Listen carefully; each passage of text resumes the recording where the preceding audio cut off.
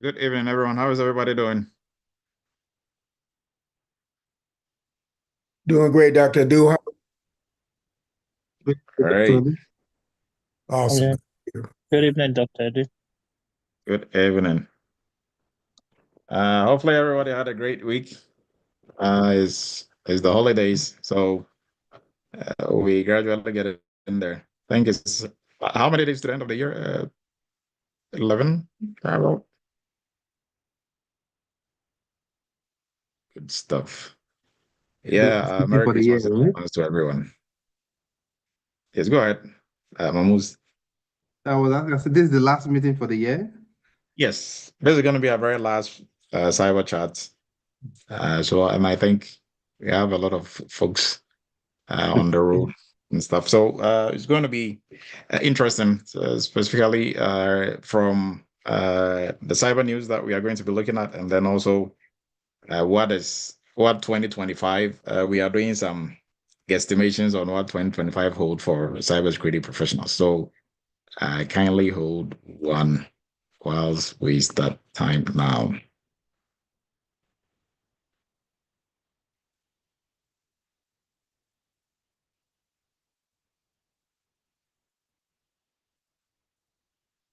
All right, everyone. We are starting time now. You are all welcome to Eretmis Cyber Chat. We do this every Friday night, 7 p.m. Eastern. And like I always say, it's Friday night. You could have been anywhere else, but you chose to be here to share in the knowledge and also build yourself as a cybersecurity professional. And we appreciate it. And we always make sure you're going to get something for your toolbox before you leave tonight. So for tonight, we are going to be looking at what 2025 holds for cybersecurity professionals, for folks already in the industry and folks aspiring to get into the cybersecurity space. So is cybersecurity still going to be what it is, and is it going to increase in terms of what opportunities we have for cybersecurity professionals? That is what we are going to be looking at. So this is brought to you by Eretmis Academy, a cybersecurity institute based in New York, and we teach various cybersecurity courses, and we look at different niches in cybersecurity as well. And I'm going to be your only pilot tonight. I'm Dr. Emmanuel Edu. I'm a cybersecurity professional. I'm the CEO of Eretmis Inc., a cybersecurity consulting company, and also a QSA, PCI QSA company, and then also the founder of Eretmis Academy. So a former uh, captain in the United States Army, and a former professor at University of Maryland Global Campus and CTC. And I love teaching, talking about cybersecurity, mentoring, and all that for all our Eretmis families, all our Eretmis family members who are on here. You know how we do in the Eretmis space. So Eretmis Academy we are partners with CompTIA. We are authorized CompTIA partners. And what that means is that we have, as authorized CompTIA partner, we have 20% discount on all vouchers, exams vouchers. So we push that, to our Eretmis members, and then also to folks who join us on uh, our Eretmis Cyber Chat. So if you are looking to sit for any CompTIA certification, reach out and we will help you with a 20% discount. Now, this is only the discount on, being an authorized partner is only with CompTIA, ISACA and ISC Square and other certification bodies. They are yet to come up with such a program. So, and for everybody on here, if you've written any cybersecurity certification, you know that every 3 years you are supposed to renew. So, two ways of renewing: you can either sit for the exams again, or you can use what we call continual educational points. And if you are here tonight, just type in the chat, put in the hashtag Team Live, and you'll be able to use that to renew your cybersecurity certification. That this session counts, and all other sessions that we do, they count as one point for your continuous educational points. And depending on the certification, the type of certification, sometimes they will need 20, sometimes they will need 15, thereabout. So as many of these as you get, you just have to type Team Live and take a screenshot of it, and you should be able to use that to renew your certification.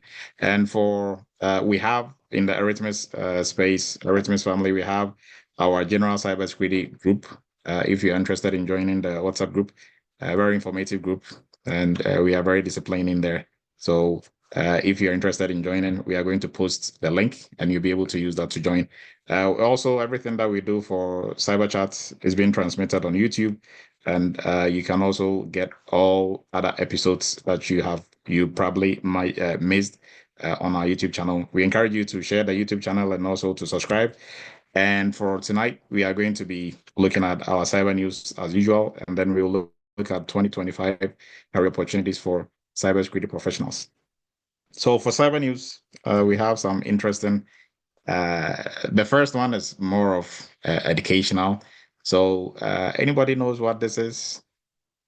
Some of the old folks on here will not that old, but um, some of the folks who were using computers back in the day, early 2000s, prior to 2000s, early 2000 coming down, they might know what this is. Is that a floppy disk? Yes, that is a floppy disk. Good old floppy disk. What was this used for? Anyone? Storing data. Yeah. How much data could we store on a floppy disk? Like, what do you think is the storage capacity of a floppy disk? 1.44 megabyte. Yes, 1.44 megabytes. Okay. Yes. Anybody else? Could we store? I mean, it's 1.44 megabytes. Like, what were some of the things that we could store with the floppy disks? A lot, actually. Microsoft used to sell Windows and floppy disks. Yeah, I but had how many like, floppy? I Yes. think 7 or 8. Yes. Very Yeah. true. So mostly they'll come in a stack, right? Yeah. And each one had a part of it, on it. So you're going to put this in, put that in. So we've come a long way, right? Now, a reason why we are looking at floppy disks is today, or I mean, I think I'm not sure if it's exactly today or tomorrow. Our what we know to be ransomware attack is 35 years. This this week, let's say this week, or within the last 4 or 5 days, is 35 years. And how it started is the reason why we were looking at the floppy disks. So the very first ransomware was distributed on a floppy disk. And you might be thinking, but how? I mean, for floppy disks, you have to physically insert it into your system for it to actually take effect. So what happened was that there was a conference. I think it was UN conference about AIDS, and there is one doctor who, I don't know, for whatever reason, his original intent for the first ransomware attack, but he mailed out a number of floppy disks that contain the malware that he had created, and people just you receive that in the mail, and those times really like in the 80s, people were not very much up to speed with what we know cybersecurity to be and cyber threats to be, right? So, and that single act has now led into, technological advancement and everything, whereby now ransomware attacks, they've become a multi-billion criminal enterprise, right? So, we are looking at 35 years, and this is just to give you some insight onto how this whole ransomware then started. In this year, there's been a lot of ransomware attacks. And the average for companies who got hit with ransomware attack, the average payout or what the ransom was, the average ransom was about $2 million. And these attackers sometimes when they take your money, they wouldn't even give you back your data, right? So this has come a long way, and it's predicted that by 2031, victims will be paying annually. Ransomware attacks will be costing the world around $265 million, billion dollars, not million, $billion, which is a lot of money, right? And that also calls for more cybersecurity professionals to protect the cyberspace. Now, just a little background into the attack that I was talking about. The very first ransomware attack, and I think the name was Dr. Joseph Pab.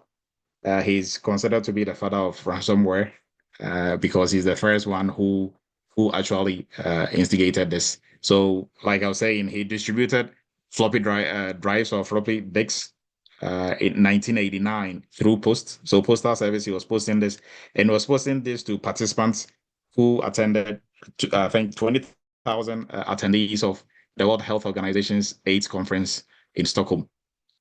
So he will send it out, and they will think, oh yeah, this is probably from the conference.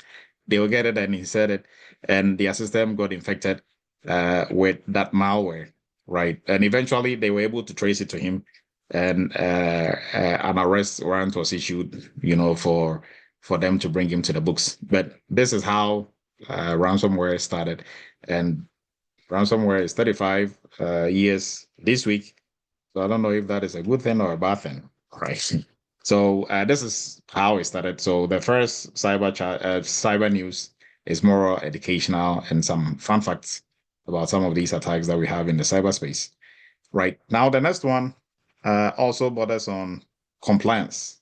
So anybody knows Ryanair? Folks who have traveled to Europe or have stayed in Europe for a while, Ryanair is very popular in Europe. Anybody knows about Ryanair?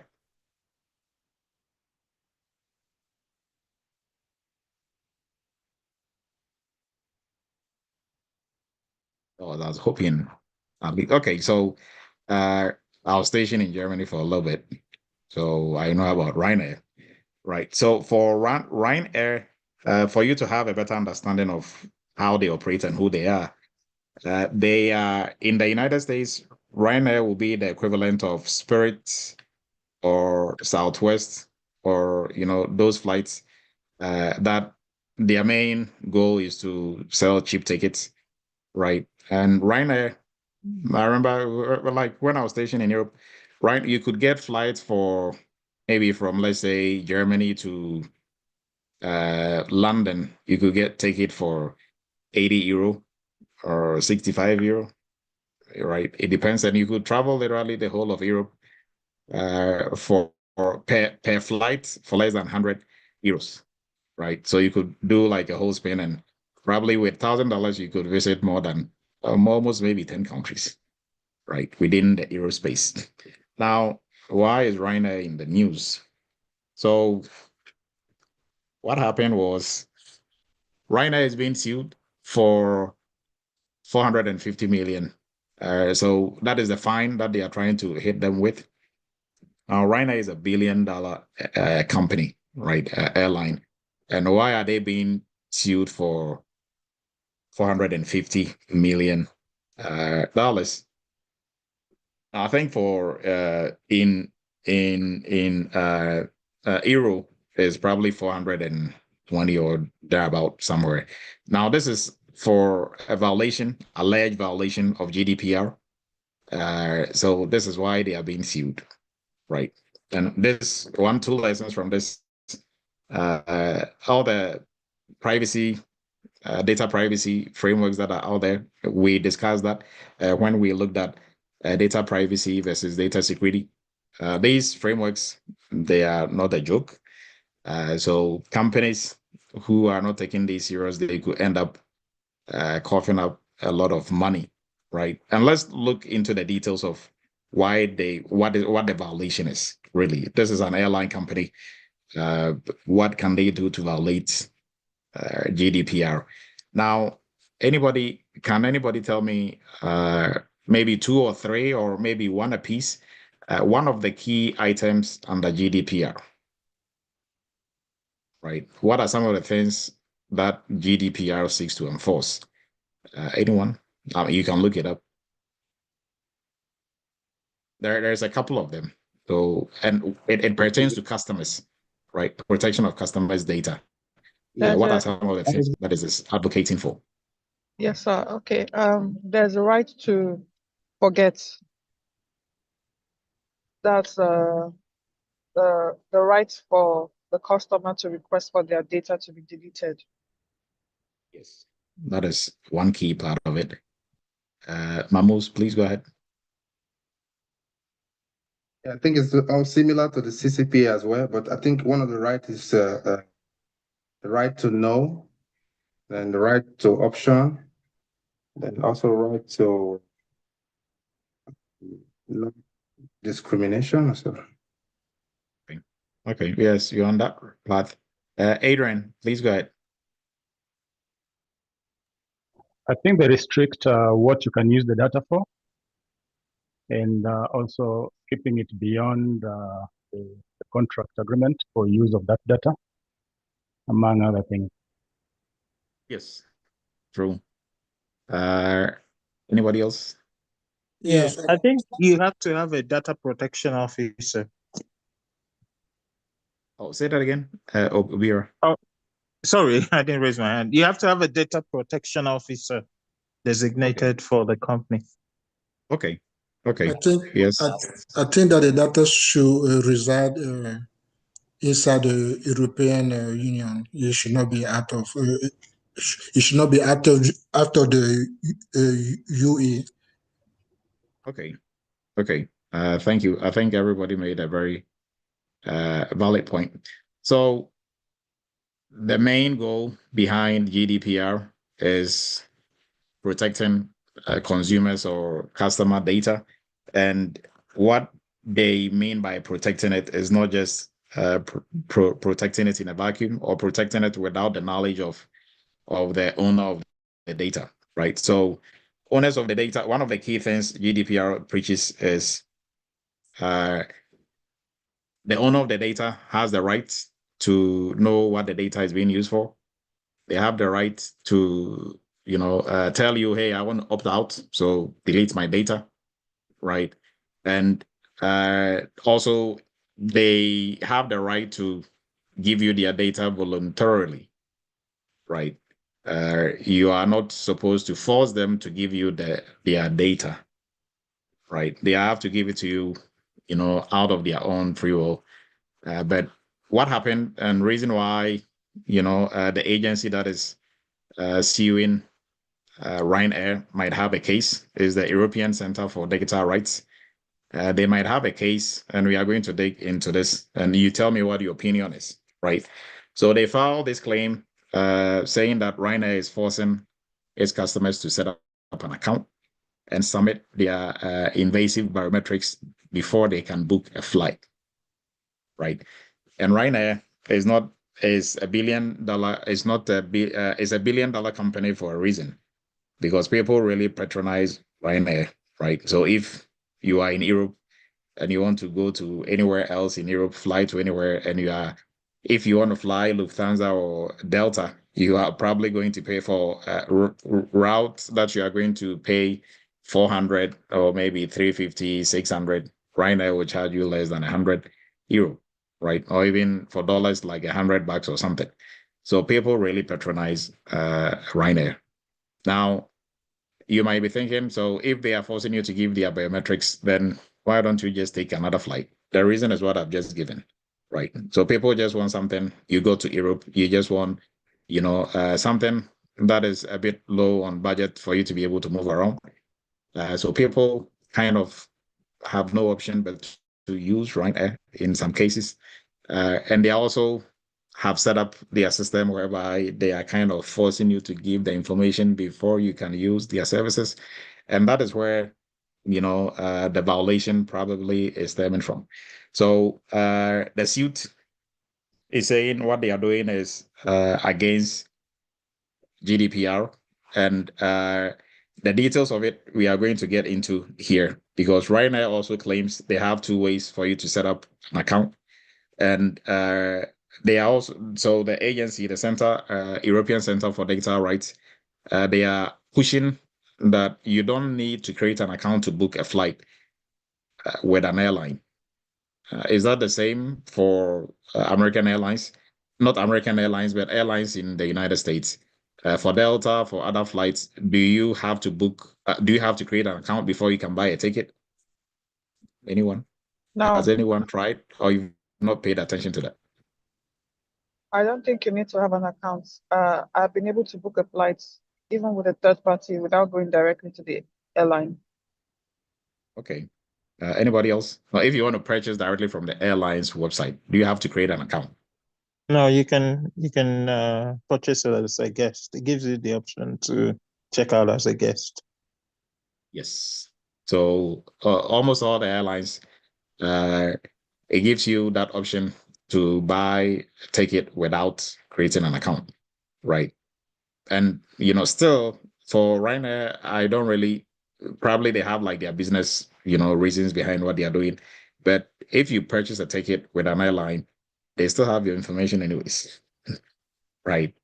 So they still have your information. I mean, you just gave them your credit card, debit card information. So, and they attribute that flight, that reservation to you. And you have to give your name, your address for the billing and everything. So literally, they can still get your information without you creating an account. So I don't know where the disconnect is with Ryanair or what they are using the account creation for, right? So let's jump into some more details. So this is what they are talking about, or reason why they are being sued. And like we rightly said, most airlines don't need you to create an account. But for Ryanair, you have to set up an account. And setting up an account, they have two different options. So you can either give them your biometrics and that type of information for them to verify who you are, who you truly are. Or if you choose not to give all that information, they have you can still fill out application and everything, but then they will request a handwritten signature and a photograph of your personal ID before you'll be able to fly. Right. So most people don't want to go through all that hassle. So I'll just give the biometrics. Right. So they are kind of forcing you to give the biometric information. If you don't want to go that route, that is fine. But they're gonna put some hurdles in your way. That is still going to kind of force most people to just give them that information. So which this agency is saying, or it's not just them saying, which is against GDPR, and in that light, Ryanair is seen not to be complying with GDPR. Because the consent requirement here in GDPR is being violated. So, customers need to give their consent, but here they are kind of being forced to, give that information, right, before they can fly on Ryanair. So, do you think, or, you can look up the consent requirements of GDPR right now and maybe give your opinion, maybe one or two folks can give the opinion, and then we are going to jump in. So what do you think? Do you think they are actually violating GDPR, or they are giving customers options, but people choose to go the easy way route, the easy way out? Adrian, please go ahead. Thank you, Doc. I think that even if they're giving an option, if I gave you an option to allow me to kill you, it's still murder, and the state laws will talk over that. So I think that even though they have my data, they're supposed to be able to delete it only, to keep it only for as long as the contract I have with them to have that ticket and fly with them. After I have paid for the ticket and I have flown, that contract comes to an end, so they shouldn't be keeping even my data. To now force everybody or anybody to create an account is to keep your data way longer than the contract, which will be against the GDPR. Also, the biometric, the need for biometric actually contravenes minimal intrusion to client or data subject. And I'm not sure if they did a data protection, data privacy impact assessment, as would be required by DPA in terms of the modus operandi on that ticket. Thank you. Okay, thank you. But then also playing the devil's advocate, if you create an account, you are at liberty to delete your account with them as well. It's them who are supposed to delete the data, not me, because they're the ones who are taking my data. Okay. Anybody The else? data controller and Okay. data processor, they're the ones who are supposed to make sure that happens. Sorry for interruption.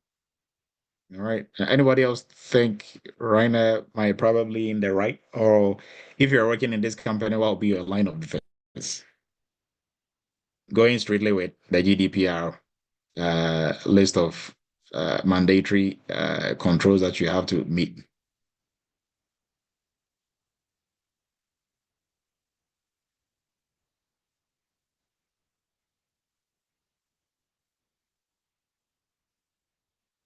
Everyone agrees with Adrian?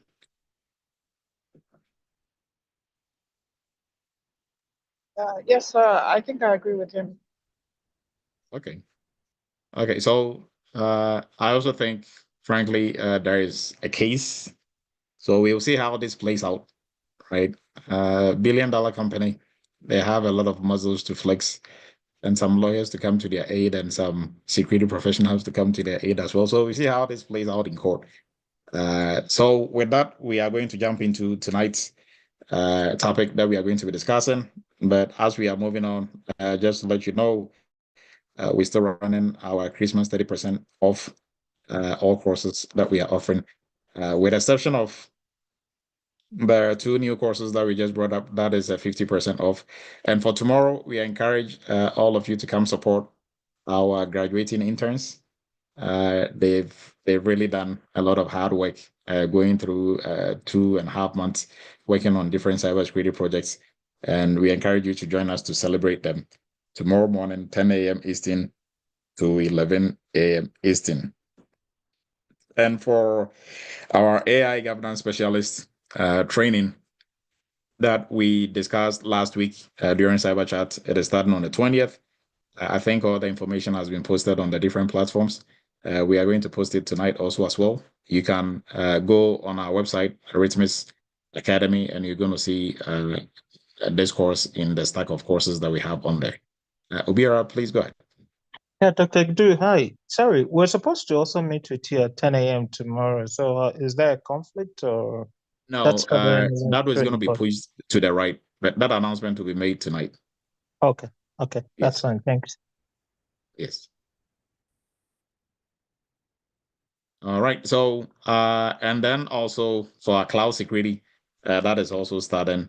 The AI governance is starting on the 20th. Cloud security is starting on the 16th.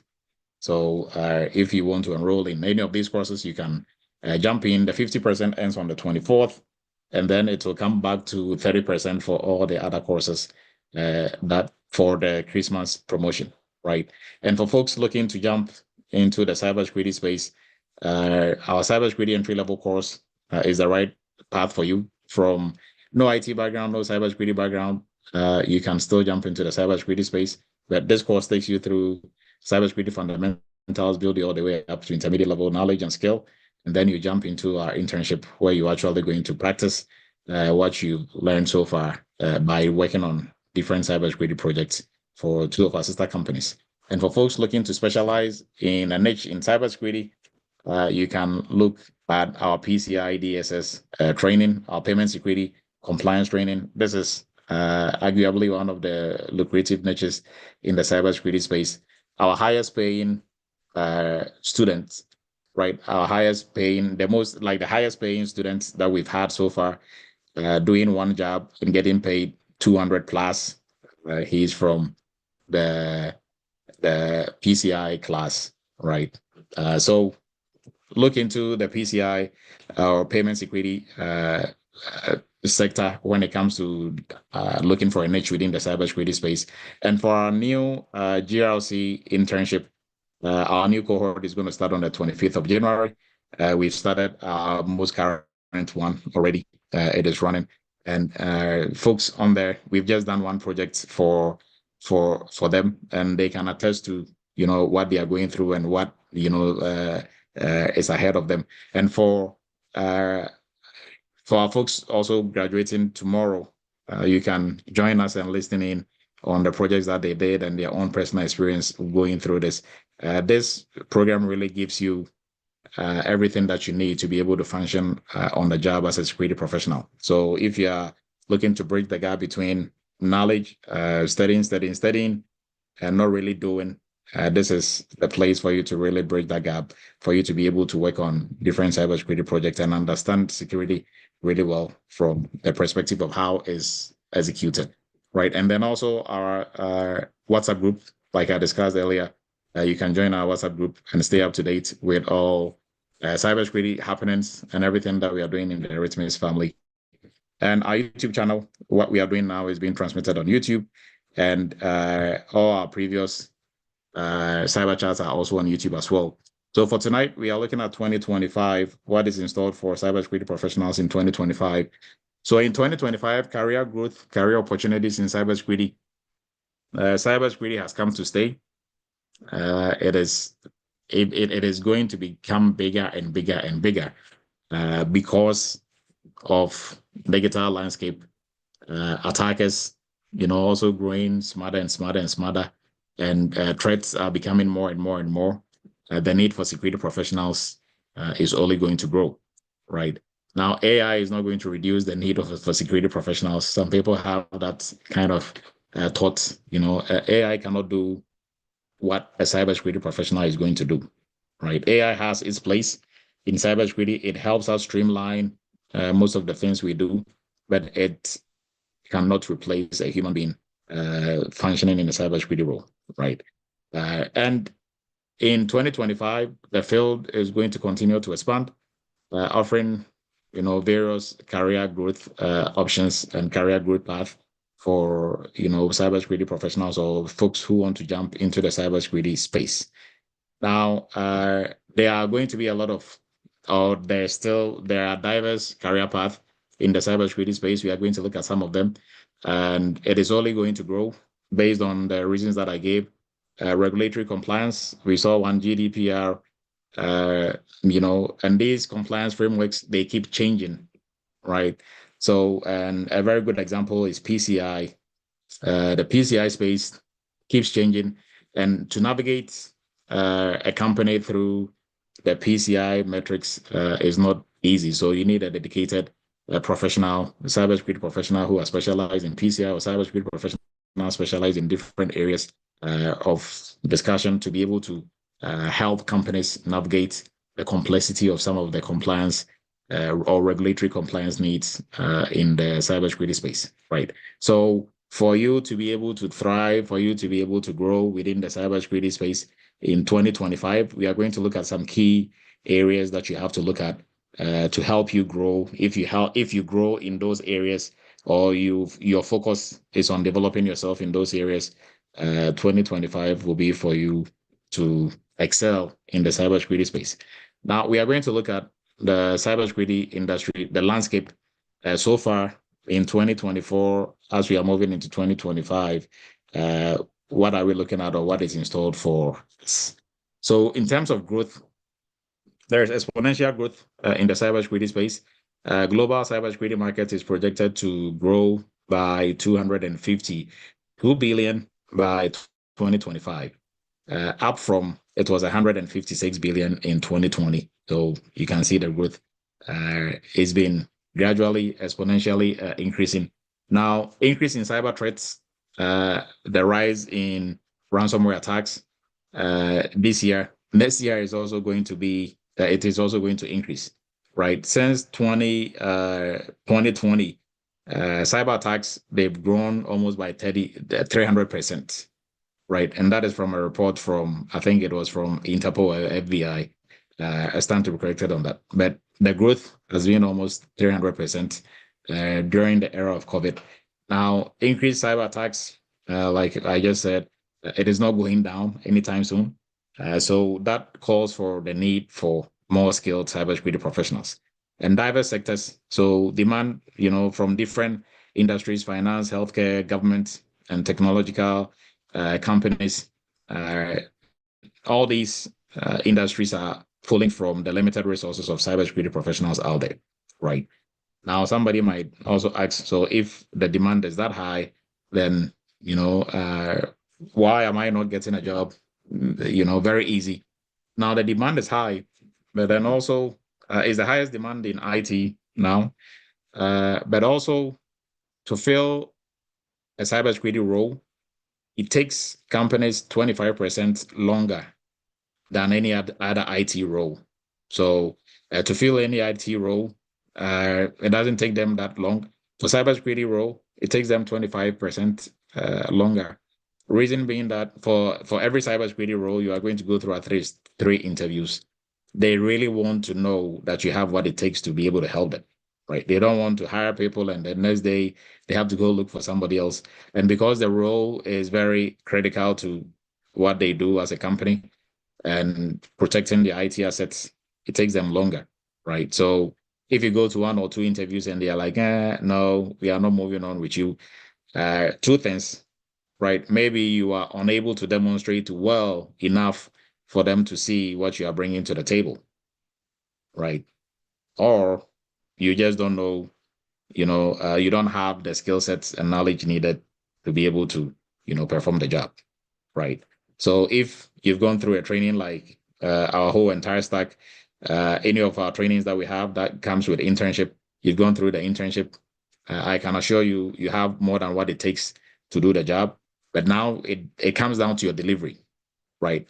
How do you let them know that you can do the job, right? So that is why we do job placement as well. We do one-on-one sessions with our students before they go to interviews. So to help polish you up on your delivery, mostly for our students, it comes to delivery, right? How well you'll be able to articulate what you know and what you've done, right? So, but for other students, other people trying to get into the industry, we cannot speak about that. We can say that because for our students, when they do land their cybersecurity jobs, nobody is running back to seek for help in doing the job. They are all able to function effectively, and all of them. We 100% for that we can tell you 100%. Nobody comes back seeking for help because of the kind of training they've gone through and the internship they've gone through, right? So the jobs are there, but you have to the 2 main things. You have to have the skills and knowledge to be able to do the job, and if you have that already, how do you portray that for your potential employer to know that you actually have what it takes? So mostly that becomes, the area that you have to polish upon. So if you've gone through any of our Eretmis training and you are struggling with interviews, for the first item is you are wrong because you should be reaching out for help. You shouldn't be doing this on your own. And if you are reaching out for help, we are going to go through interviews that you've done already, if you have the recording and all that, to help you polish up and for you to portray that, yes, you have what it takes to be able to do the work. And when you do get the job, for that, we can assure you, you'll be able to function effectively, right? So employment statistics, the U.S. Bureau of Labor Statistics projects a 33% increase in employment for information security analysts. So you can bundle this for all cybersecurity professionals from 2023 to 2033, right? So 2025 all throughout 2023, there's a 33% growth. And this, I can see for the foreseeable future, is only going to increase. In the United States currently, there is over about 500,000 unfilled cybersecurity jobs. So like I said earlier, the jobs are there, right? You just have to prove that you have what it takes to be able to deliver, right? Now, cybersecurity remains a priority for most organizations today, based on the type of threats that they are encountering and based on some of the financial issues that companies can run into if they get breached or they are not in compliance with certain types of frameworks or data privacy laws, right? So now we are going to look at some of the driving factors that is driving the demand for security professionals. And then we are going to look at what you need as a security professional to be able to also succeed in 2025. So evolving threats, that keeps coming up. Cyber criminals, they are using AI and everything else that we are using to, deepfake for social engineering, advanced ransomware tactics, and all that. So that calls for the demand for more cybersecurity professionals. Now, global digitalization, we are all a big network now. The internet makes the whole entire world a big network. And this is only going to increase. It is gradually going to increase.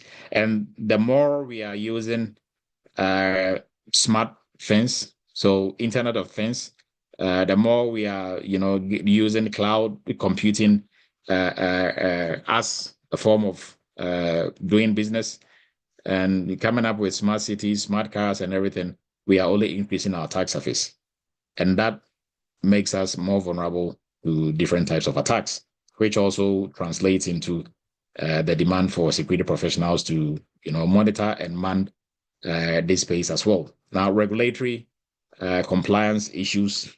So for different countries, for the different industries, they have different cybersecurity frameworks and data privacy frameworks that we have to follow, or that companies will have to follow. An example is what I gave for GDPR, the example that we looked at. So you think now Ryanair, if they were not, looking at GDPR well, or they were not taking it seriously, how they will definitely, take it more seriously, because no company wants to pay 500, almost $450 million in fines simply because they couldn't follow some simple data privacy laws, right? So the need for security professionals, I cannot stress on that enough. It's like saying we should reduce the number of police officers in our city, or because crime is going down. Crime, sometimes it might take a different, toll, but crime is never going to literally go out, or, there's never going to be zero crime. Crime is always going to be there. So there's going to always be the need for professionals who are in that space to protect us from such crimes. Now, global market growth, we discussed this already, is projected to reach 252 billion by 2025. Cybersecurity spending reflects the critical role cybersecurity is in business continuity and what we do in business today. And then also talent shortage. So there is a big gap in cybersecurity roles and cybersecurity talent. But like I said earlier, that also doesn't mean they'll be handing out cybersecurity roles like candy. Because why would you hire a driver who cannot drive rather than not to have a driver and be actively looking for one, right? So if you hire a driver who cannot drive, you're going to end up in the hospital, or probably in the head, because you're going to be involved in an accident of some sort, right? So these companies, they are it takes them, like I said, longer, 25% longer than to fill cybersecurity roles than to fill other IT roles, right? So, but the good news is the jobs are there. There's a shortage. So it's up to you to polish up on your delivery during interviews for them to know, yes, you have what it takes and you can do the job. Because for everybody on here, if you've been attending even Cyber Chat enough, I think when you get a job, you should be able to, based on whatever training that you had before getting into a role, you should be able to function a little bit more effective than other folks. Emerging career path in the cybersecurity field for 2025. So some of the key, or some of the core roles, these are not necessarily emerging. These are some of the core roles that we have already. So security engineer, security analyst, GRC specialist, all that, cybersecurity manager, name it, a whole list. All those roles are your core roles. Information security analyst, information assurance analyst, all those are part of your core roles. Now, aside the typical ones, security engineer, security analyst, and the ones that I mentioned, ethical hacking, pen testers, threat intelligence analyst, cloud security specialist, right? Now, cloud security specialist, not necessarily part of we can label it as core role, but I think is really, I'll classify it in the emerging roles, some of the emerging roles, right? Now, all these different roles, they have different things that they have going on that they are doing. On the ethical side, so I'm just going to go with blue team, red team. So for these two, you are going to be on the blue team. On the defensive side of security, offensive side, we have ethical hacking, pen testing, forensics, and those areas. Threat intelligence, you're also going to be on the defensive side. Cloud security, obviously, on the defensive side. And you are ensuring that everything that we are doing in the cloud is safe. Now, for folks who have gone through different programs, if you are looking to add up to your cloud security knowledge and skill, then join our cloud class that is coming up in January. For advanced roles, we have, this is by no means all the list, your CISO, Chief Information Security Officer, your Chief Security Officer, and other roles, similar roles. Those are more in the advanced, and management, those are in the C-suite and the management space. Now, for AI cybersecurity specialist, that is also going to be part of the emerging roles. So for cloud security, for AI cybersecurity, that will be part of the emerging roles, right? And this is also going to be tied into AI governance, right? AI governance. So that, I think, in the foreseeable future, what I envision is that AI governance is gradually going to make its way into GRC, mainstream cybersecurity GRC, right? They're going to have it to the point where it is going to be a blend of the two, right? Cybersecurity GRC and AI governance as a blend of the two. So if you're a security professional with both, a security professional with AI governance, that is also going to be something to look out for in 2025, right? Now, risk management specialist, that is different roles in this space can also be classified under the advanced roles as well, right? Now, let's look at some of the key careers, career path in 2025. So in 2025, for your entry-level to mid-level roles, your traditional ones that we discussed, cybersecurity analyst, GRC specialist, information assurance analyst, name it, your SOC analyst, all those roles, those will be kind of part of your cybersecurity analyst / all the other ones that I mentioned. For the offensive side, and this falls under the defensive side of security. For the offensive side, we're still looking at pen testing.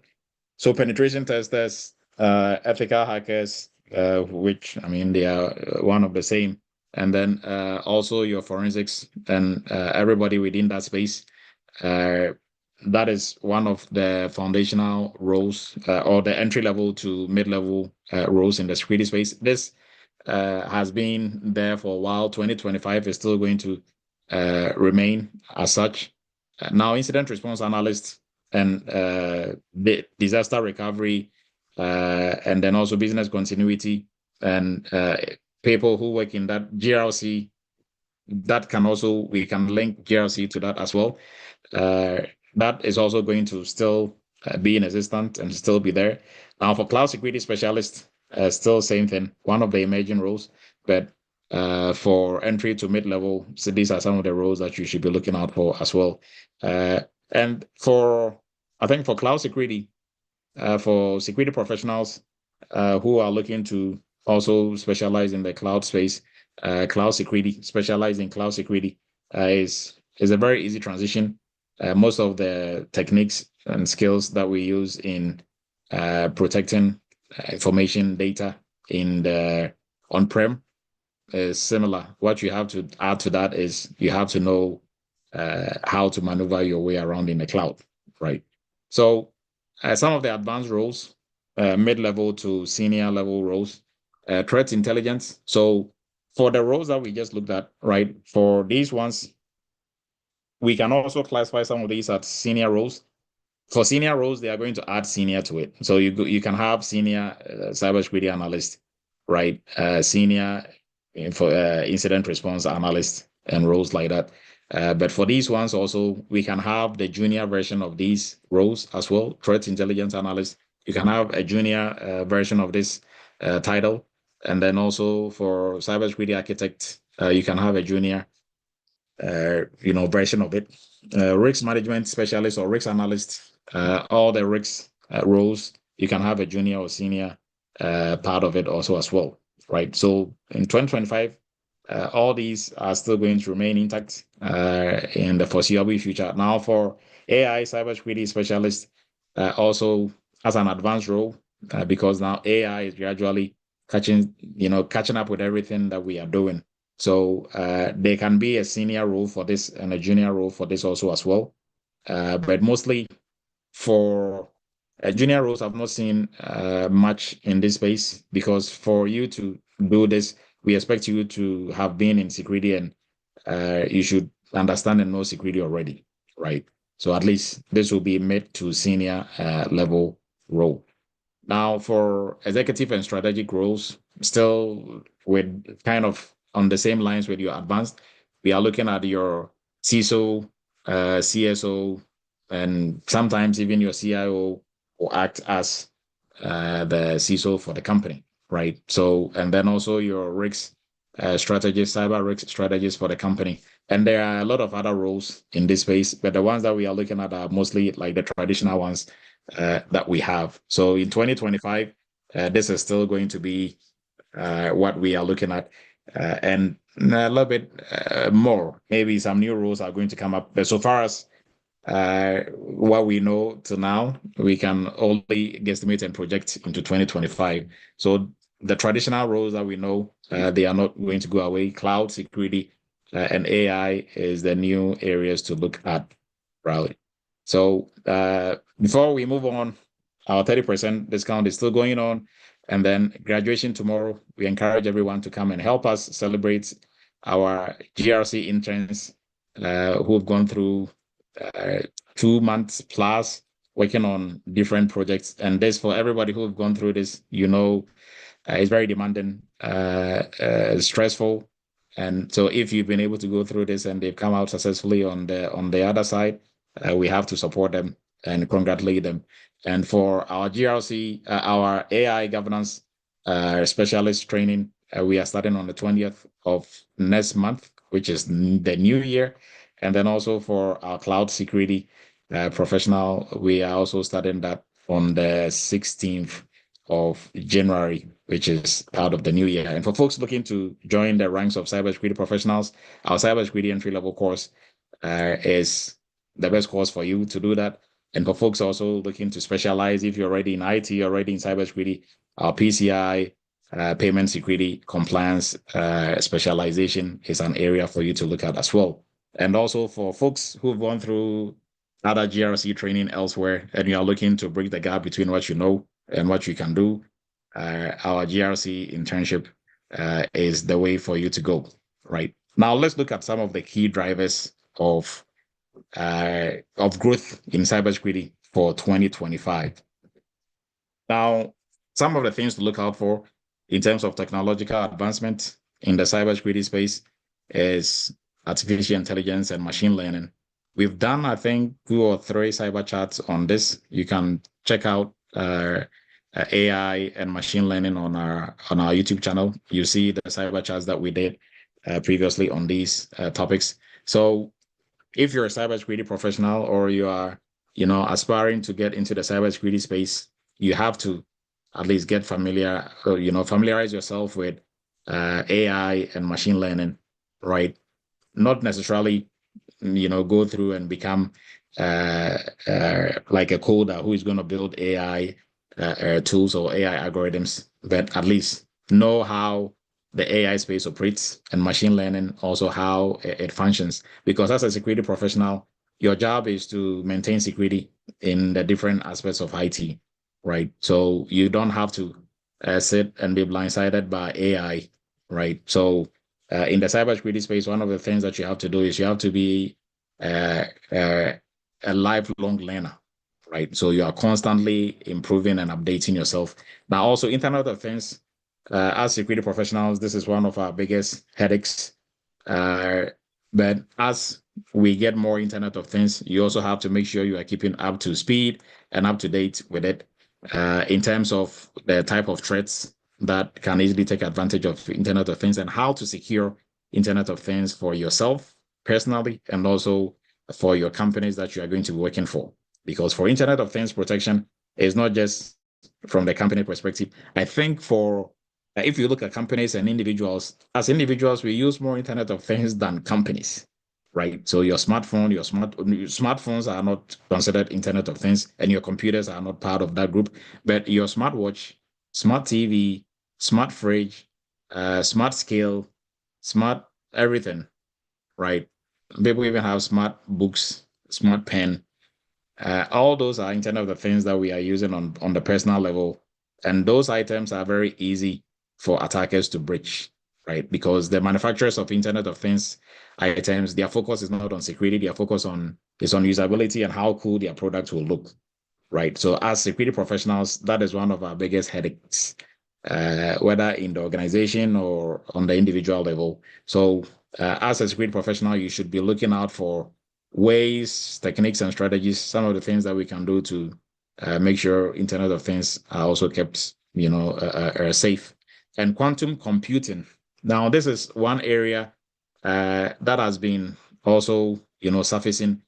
Quantum computing is gradually, coming up, just like how AI was building speed, and it has come to this point. This is totally going to change most of the things we do in cybersecurity. Reason being that, all these encryption algorithms that we are using, you hear that, DES, which is a symmetric encryption algorithm, is obsolete, right? It has been cracked, so you don't have to use it anymore. It's not safe. SSL is not safe because it's been cracked. You don't have to use it anymore. Now we are using TLS, latest versions of TLS. We are using AES, right? All these are forms of, or all these are types of encryption algorithms. Now AES is SSL, and them are encryption protocols. Now, for AES and other ones that are strong and nobody has been able to crack it, is because we don't have the computation. Whoever, or attackers or researchers, they don't have the computational capabilities to crack it. Quantum computing is going to make it easy for you to crack encryption algorithms like that in seconds, right? So as we are moving into the quantum space, we also have to look at different ways, or using quantum computing to also come up with different encryption algorithms that are stronger than what we have, right? So you have to constantly be educating yourself about the quantum space also, as well as a security professional, right, to stay ahead of the curve. So these are some of the key areas to look out for in 2025. Read more about it, familiarize yourself more about it, and you are going to be successful in 2025 as a security professional. Now, when it comes to regulatory development and the regulatory space in terms of compliance, also keeping up to date with regulatory compliance obligations such as data privacy laws, compliance laws, or compliance standards is also going to help you as a security professional in 2025. So, for example, GDPR in Europe, the example that we looked at, CCPA in California, now Virginia, New York, and I don't know, some other states, they've all come up with their own versions of CCPA. CCPA is for California, but what I mean is that they've come up with their own versions of data privacy regulations and frameworks, right? So as a security professional, you have to be keeping up to date with all of them. Because if the company you are trying to work for, if you are going to an interview and the company is based in New York and they are asking you, okay, what are you bringing to the table? What can you do for a company? All these are things that you can talk about, right? So these are the regulatory compliance, that your company has to stay in compliance with by virtue of you being in New York, by virtue of you operating in this industry. And this is how I'm going to go about it, helping you stay in compliance. Or these are some of the strategies and techniques that I've used in the past that have helped to, help other companies or help the company I used to work for to stay in compliance, right? That shows you are current when it comes to, or you are, somebody who updates themselves with industry happenings when it comes to the regulatory side of it. Because the compliance aspect of cybersecurity, it can break or unbreak a company, right? Everything else that you are doing, you can be doing it on your own terms. You can choose to do certain things, and not do others, that will be fine. But you don't have the luxury of staying in compliance with a regulatory or mandated regulatory standard or framework, right? You don't have that luxury. You have to. So if you fail, and some of these, if you fail, you are going to pay fines until you are able to pass. So, for example, for PCI, if you fail PCI compliance, as a company, the payment card brand, they are going to fine you. And depending on the size of your company, you can be fined all the way up to the tune of the 100,000s, 200,000s per every month that you are not in compliance, right? And companies, they are in business to make money, not to lose money to, things like this, right? So, as a security professional, you have to be updating yourself with different regulatory compliance, making sure if there are changes, like the changes that we just went through this year for PCI, they came up with version 4. We moved from version 3.2.1 to version 4. And, just when you were, kind of familiarizing yourself and getting a firm grasp of version 4, they just came up with version 4.0.1, right? So you have to constantly, although the change is not huge, you have to constantly be keeping up to date, or I'll say up to speed with what is going on in the regulatory space as well. Now, data protection laws and regulations also fall within what I was talking about, right? And for increased budgets in the cybersecurity space, is also going to influence everything else that we are doing. And for companies are increasing their budgets by at least 15% from what they spent in 2024.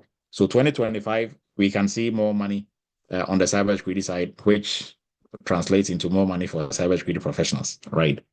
So hopefully, maybe 2025, and this is just speculating, the minimum or average cybersecurity salary is going to jump from 116 to maybe 130, right? That would be nice. Skills for you to succeed in 2025. So for technical skills, what are we looking at in 2025? Now, there is not a big change. The big change is going to be in the cloud side and the AI side, like we discussed. Proficiency in scripting and programming. Now, this is for people who are interested on the red team or offensive side of cybersecurity, right? So if you want to do ethical hacking, if you want to do forensics, you have to know some programming language, right? If you want to come on the blue side, you want to do anything else aside ethical hacking and anything on the offensive side, you don't necessarily need to know any coding or do any programming, right? Now, knowledge of security frameworks and compliance regulations and standards, like what we discussed of. So these are some of the skills that you need. At least as a security professional, you should know at least 2 or 3 compliance frameworks, know them well. So for example, like for our internship that we do, our interns, they use NIST Cybersecurity Framework, ISO 27701, CIS Controls version 8.1, right? That is what they use to do their audit and use to do their baselines and others. So by the time you are done with the internship, you are very familiar with these frameworks, right? And then you can always add to it, go do PCI and others. Now for cloud security also, you have to know at least some fundamentals when it comes to cloud security, right? How organizations are going to secure the infrastructure, because now almost every organization, if they are not fully operating in the cloud, they are doing hybrid. So half cloud, half on-premise. So you should know your way around the cloud to be able to help defend them in the cloud space. You should know some, for folks who want to go into the offensive side, pen testing side, you should know some pen testing tools. For everybody else on the blue side, on the defensive side, you should also know at least, a tool, cybersecurity tool from each, from most of the broad categorizations. So for vulnerability scanners, SIM tools, SOAR tools, others, you should know at least a tool from each of them. Now, the tools you don't have to, and these tools are expensive, right? Let's say, for example, if you want to get a Nessus scanner, vulnerability scanner, it will cost you anywhere from $4,000 to $5,000, right? Now, you cannot purchase all these different tools just to learn them. Most of these tools, they have free versions, and that is what we use in the entry level. They have free versions that you can use to practice with, right? The free versions are almost the same as the paid versions, right? So you can use those to practice with. So as a security professional for 2025, at least know a tool or two, right? Know some of the tools, familiarize yourself, use some of the tools, and you're going to be successful. Now for AI governance and management, you should also, know or have some basic working knowledge when it comes to AI governance and management, because your companies are going to need it, right? And as a security professional, if they need anything AI governance related, you are going to be the first point of call. Because as of now, companies, they don't have, even folks who are AI employees, they are there to code and to come up with AI algorithms, not just for the governance and the management of it. So everything is going to be directed to you, especially if you work in the GRC space. Now, some of the emerging skills, like we talked about, AI and machine learning proficiency. So knowing your way around AI and machine learning, understanding the fundamentals and the basics of it. Blockchain security. So blockchain security, still, since the coin space is still ongoing. If it is an area that you also have to look at as a security professional, the blockchain space is an area that you have to look at in terms of like securing the blockchain, right? And then quantum cryptography. So what we talked about, quantum computing is going to totally change what we do when it comes to cryptography, right? Algorithms that were very strong are going to be cracked very easily. So we have to come up with, something else that is going to be stronger, right? So these are some of the emerging skills, and then we can add. I think for now, for 2023, for 2025, these are some of the key areas to look out for. So AI, machine learning, blockchain security, quantum cryptography. These are some of the key areas to look at. Now, for soft skills, we've talked about all these technical skills. For soft skills, we are looking at the traditional. For the soft skills space, really nothing has really changed, right? You can even add more soft skills to this. This is by no means the whole entire list. You know how I'm very passionate, and I really want every cybersecurity professional to focus more also on soft skills than just your technical skills. Now, for soft skills, your critical thinking, communication, being adaptable, being able to adapt and being flexible, your attention to detail. So there is a whole list when it comes to soft skills. Now, a place for you to get almost all the soft skills that are needed in cybersecurity is by looking at the cybersecurity competency model. We looked at that a while ago. If you go through our cybersecurity for beginners course, we discussed the cybersecurity competency model. It breaks down the skills you need in cybersecurity into 5 main tiers. And tier 1 to 3, or tier 1 to 4 covers purely soft skills, right? It's tier 4 and 5 that covers technical cybersecurity skills and knowledge. So that shows you that cybersecurity, in the cybersecurity space, at least you need some high-level soft skills to be able to function effectively. Mamos, please go ahead. You had your hand up. So going based on, I think you were on the decentralized, I think a blockchain. So the question I had in mind was, I discovered that I think I saw a research whereby some companies are accepting payment, right, through the blockchain. And it's, in fact, this shipping company actually, created a coin, and then they are accepting coin, the coin they created, as a form of payment. So I was not thinking that, like, there is no regulation controlling that aspect, because now that means they can go around PCI and not follow their compliance, and then use that form of payment. So I don't know No, how so before you even land, let me help you out here. that. Okay. Blockchain and cryptocurrency and all that has nothing to do with PCI. Right. I mean, that is a different conversation, but cryptocurrency has nothing to do with PCI. Cryptocurrency has nothing to do with Visa, Master, American Express, Discover, and it has nothing to do with that. Cryptocurrency is doing their own thing. Yeah, but that's the point. So that means they can decide to say we're not going to use this. Like this is our own form of payment.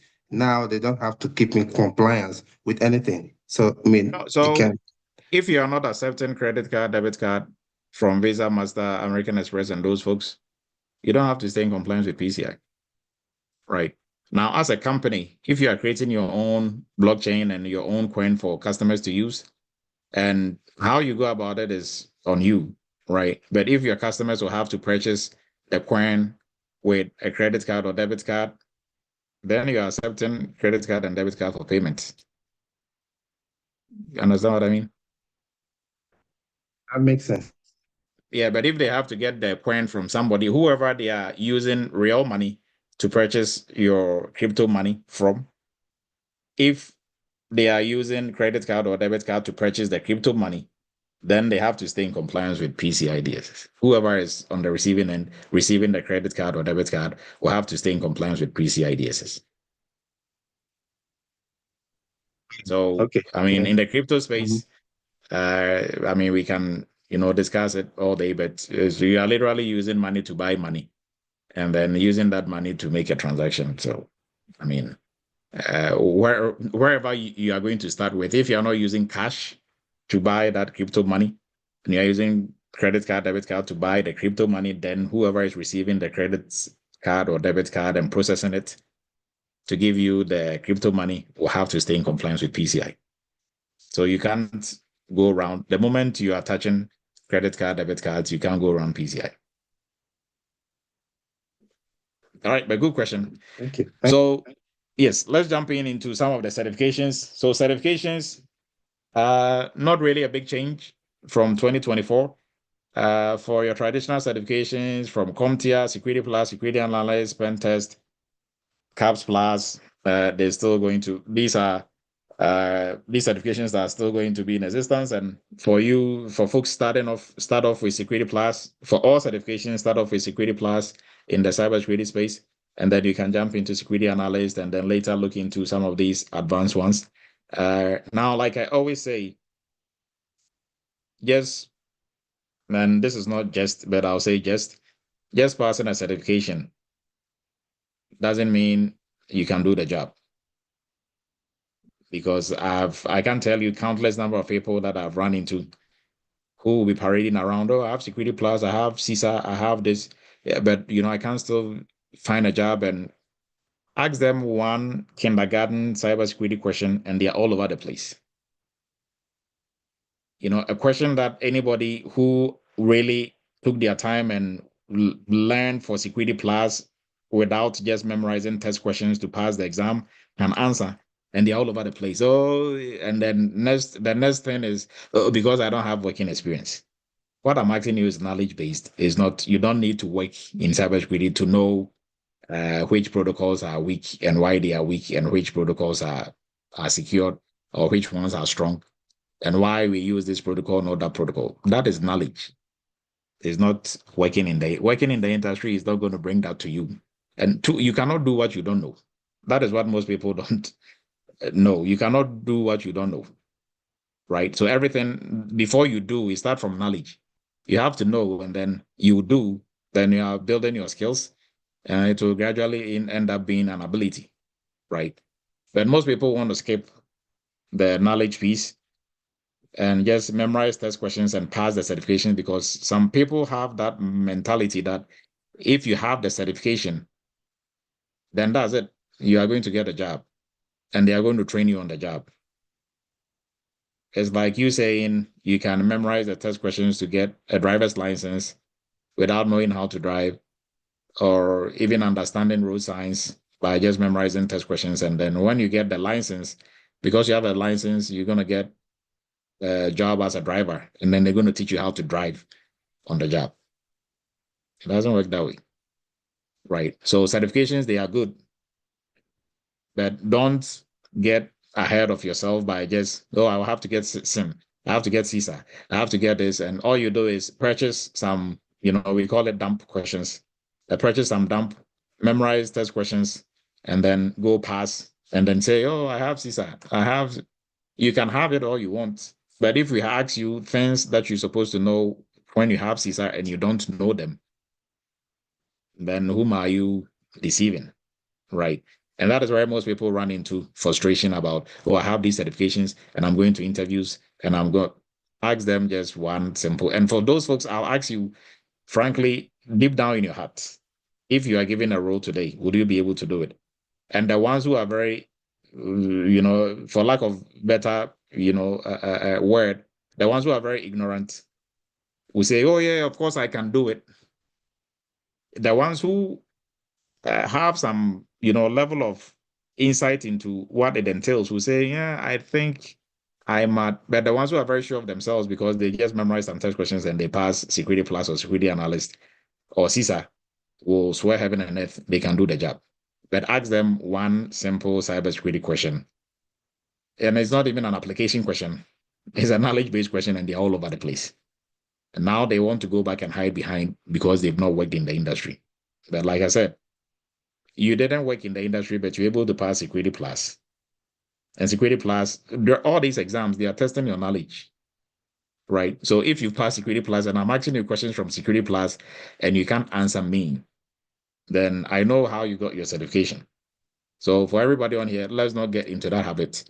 Having the certification, if you have Security Plus, I respect you for that because I know what it takes to get Security Plus. Now, if you took a shortcut, it's good. You still passed anyways, but go back and start going through the Security Plus material. Make sure you are familiarizing yourself with it really well because you don't want to be holding something that you cannot defend. And what most people forget is you are the Security Plus, not the piece of paper you are holding. That is why if you are going to an interview, if you apply for a job, they gave you an interview, you go to the interview, they are not going to tell you to bring your certifications during the interview for them to see that you actually have it. You said you have Security Plus. Okay, you have it. Now, how you're going to answer your questions or how you're able to exhibit your expertise will demonstrate whether indeed you have Security Plus or you just passed the exam, right? So you are the certification, not the piece of paper you are holding. And the certification comes with a body of knowledge and skill that you have to know. So if you are just chasing certification, you can get it all you want. If your goal is to display it in your living room and be happy about it, that's fine. But if you are trying to get a job with it, even if maybe they like you or they are so wild about your certifications and they give you the job because they don't know any better, eventually it is going to catch up on, they are going to catch up. Like things are going to catch up to you because you wouldn't be able to perform or function on the job, right? So for the traditional certifications, your Security Plus, Security Analyst from CompTIA, your ISC Square certifications, CISA, CISSP, and others.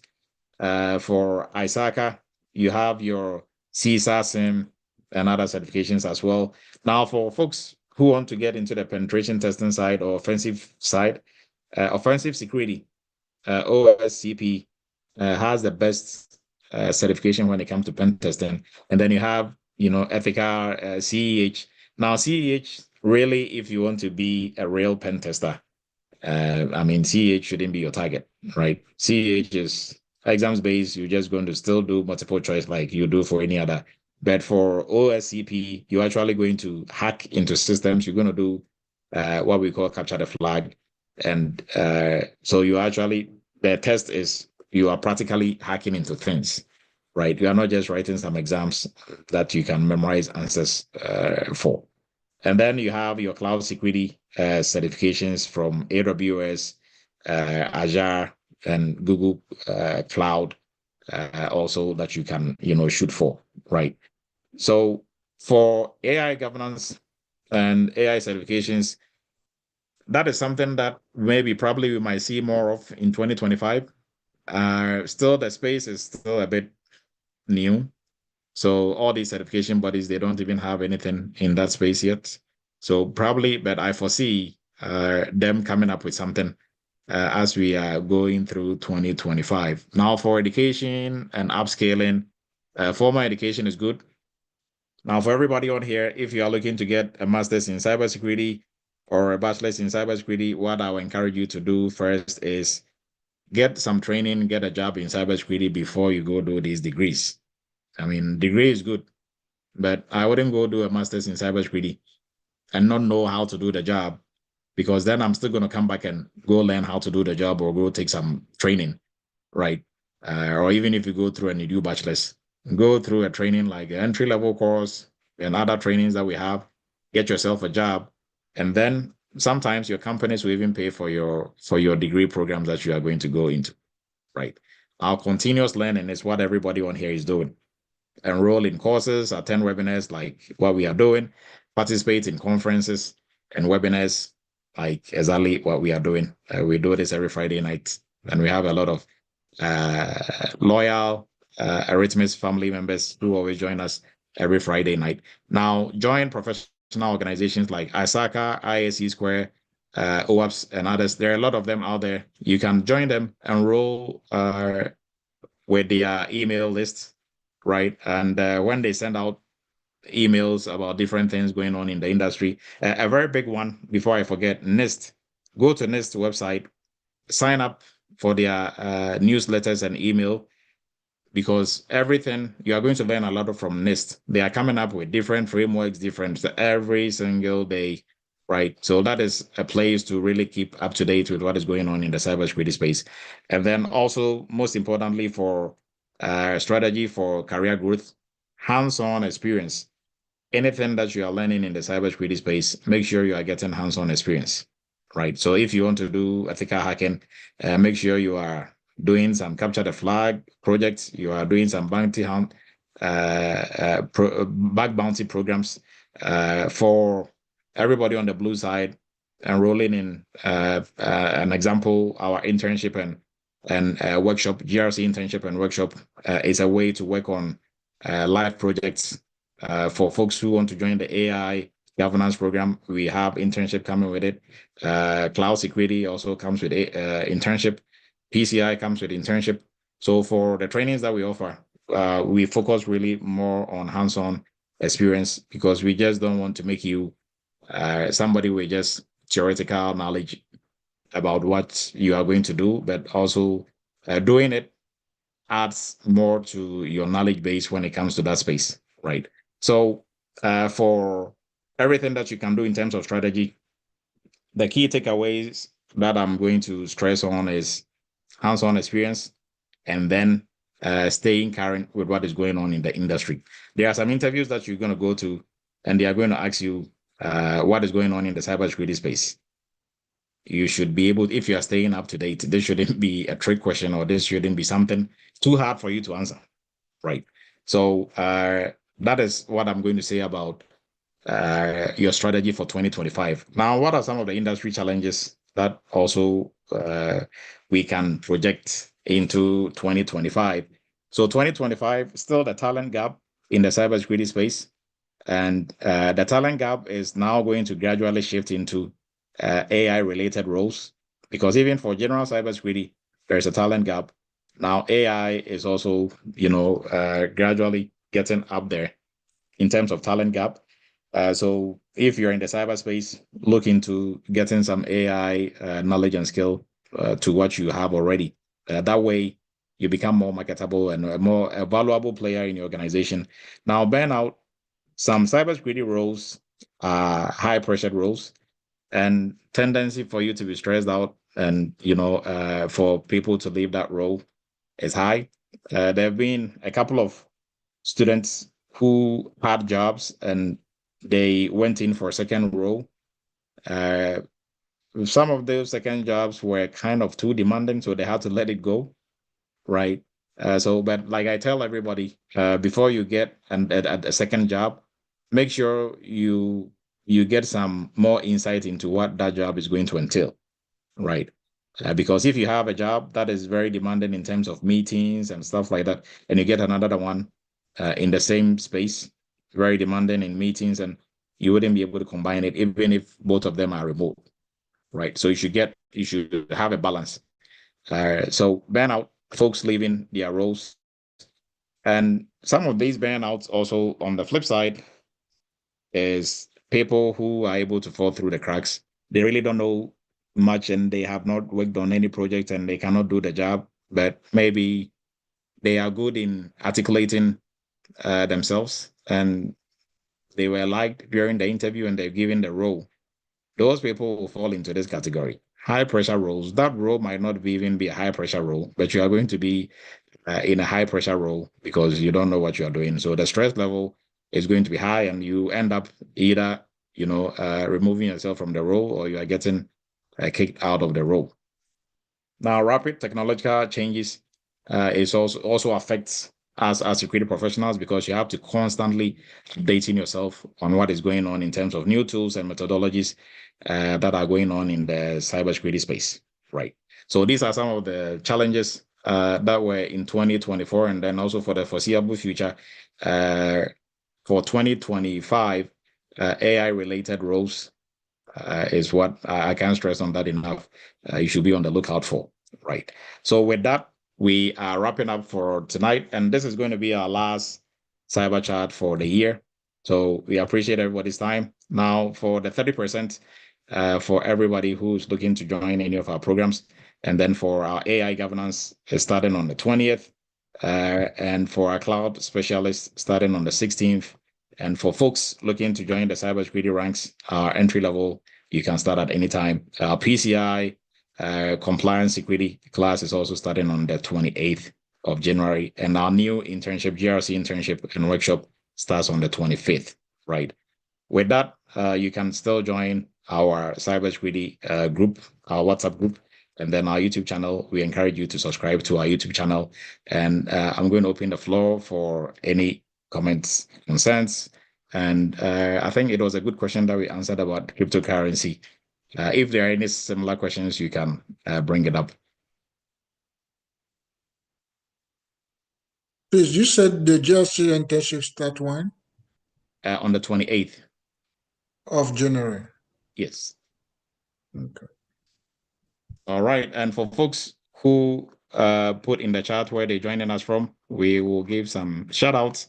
But before we give the shout outs, I just want to personally appreciate everybody on here. Merry Christmas in advance. Happy holidays. And next year, 2025, we are praying for life and strength, and we are going to take Eretmis Cyber Chat up notch, right?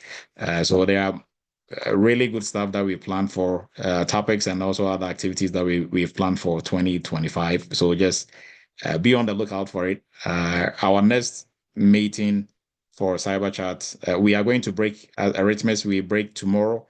We are going to resume after the New Year's. So our next Cyber Chat is probably going to be on the 10th. Tentatively, we're shooting for the 3rd, but the 3rd I think is too. People will still be in the New Year mode, so we are going to push it to the 10th, right?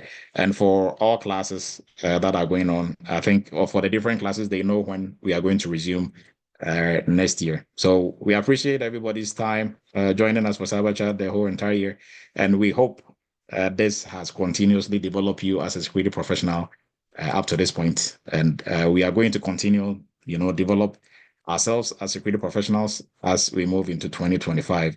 And for everybody joining us who put where they're joining us from in the chat, we appreciate you. I think there are a couple of team lives in there. And yeah, I think a lot of team lives. Joe, Michigan, joining us from Michigan. Joe put where he's joining us from. And Mamu's joining us from South Carolina. Ifioma joining us from New Jersey. And Mamu's sending some seasonal greetings. Merry Christmas to everybody. Joan, Merry Christmas to you as well. The WhatsApp group has been posted, so you can kindly take a look at it. George, how are you doing, George? George is also joining us from Maryland. And Madrobi is joining us from Maryland as well. George is joining us from California, and Andrew is joining us from Ohio. So we appreciate Bobby is joining us from Colorado, and Team Live from Shongo and Illinois. Ademola joining us from Illinois.